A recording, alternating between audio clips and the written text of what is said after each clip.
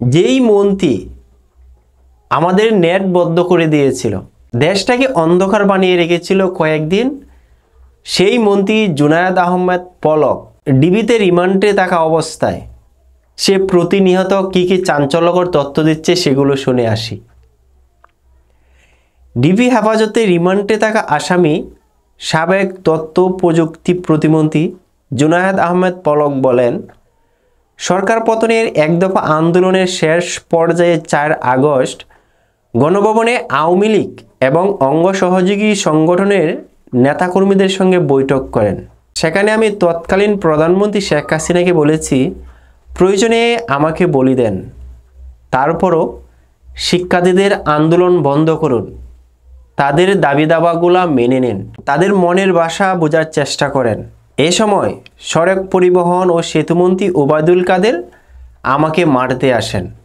দর্শক, এখানে মারতে আসার কারণটা হচ্ছে, ছাত্ররা কিন্তু দাবি দিয়েছিল ওবায়দুল কাদেরের পদত্যাগ, আইনমন্ত্রীর পদত্যাগ, স্বরাষ্ট্রমন্ত্রীর পদত্যাগ।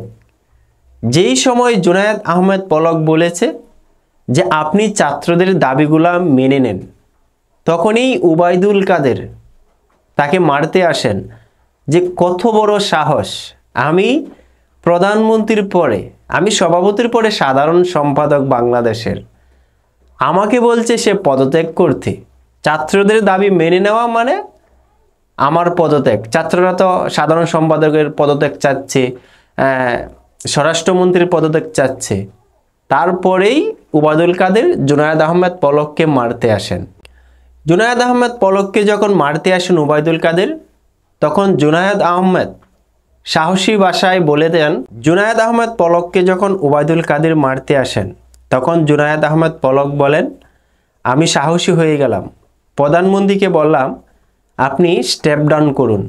আওয়ামী লীগকে মানুষ ঘৃণা করছে, অপমান করছে।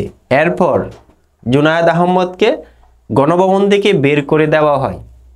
এটা কিন্তু আমার আপনার কথা নয়, ডিবি হেফাজতে থাকা জুনায়েদ আহমেদ পলক নিজ মুখে এইগুলো স্বীকারোক্তি দিচ্ছেন।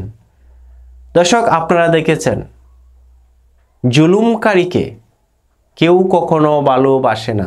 দর্শক, যতটুকু পেরেছি আপনাদেরকে জানিয়ে দেওয়ার চেষ্টা করেছি। আজকের মতো এই পর্যন্তই। ভালো থাকবেন, ধন্যবাদ।